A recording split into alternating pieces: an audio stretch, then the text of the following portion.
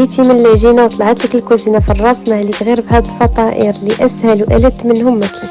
غادي نديروهم غير في المقله، طريقتهم سهله بزاف، واهم حاجه انهم كيجيو بلدادين بزاف. فكناخذوا واحد المقيله كندير فيها شويه ديال زيت المائده، وغادي ندير كميه ديال الكفته على حسب الرغبه ديالكم، على حسب الكميه ديال الفطائر اللي بغيتو ديروا. كنخليها على نار اللي تكون عاليه، نبقى نحرك فيها حتى كتشحر وحتى كطيب ليا ديك الكفته مزيان.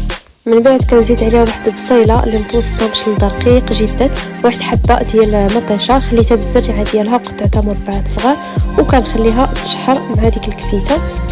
غادي نضيف شويه ديال الزيتون الاخضر اللي يكون مقطع قطع صغيره، اولا تخليوه هكاك صحيح كيبقى لكم الاختيار. ندير واحد المعلقه كبيره تقريبا ديال قزبور ومعدنوس، وغادي ندير التوابل.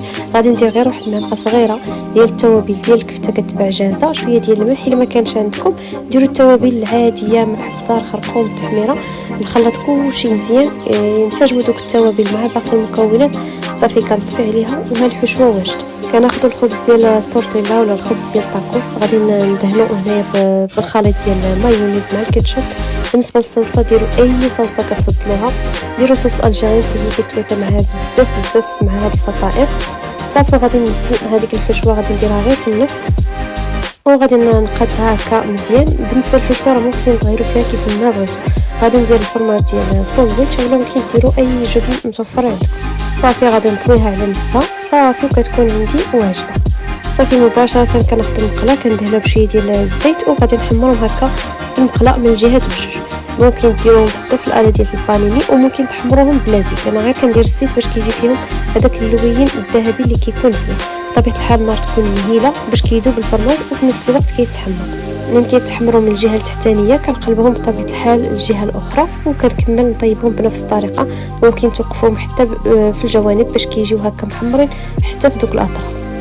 وصافي من بعد ما كتحمر كنزولوها وكنكملوا نطيبوا باقي الكميه بنفس الطريقه.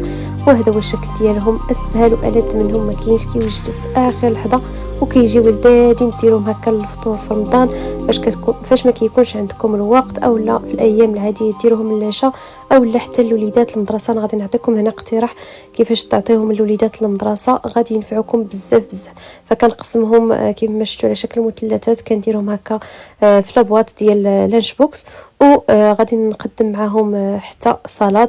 خديت هنايا غير شويه ديال الخس قطعته، زدت عليه شويه ديال الخيار، ودرت شويه ديال الطوماط سوغيز، وغادي ندير ليها شويه ديال الخس هكا شويه ديال صوص مايونيز هكا من الفوق. وبالنسبه للديسير كناخذ هاد الكويغطات هادو ديال لي كاب كيك، وكندير فيهم لي فروي اللي عندكم. انا درت غير شويه ديال الفريز وشويه ديال الكيوي، وقدموهم بالصحه والراحه. عطيهم الوليدات كما قلت لكم من المدرسه، غادي ينفعوكم بزاف. فكره اللي سهله وبسيطه.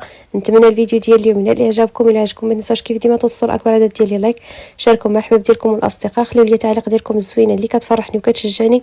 شكرا لكم بزاف على حسن المتابعه. نتلاقاو في فيديو جديد ان شاء الله. في امان الله.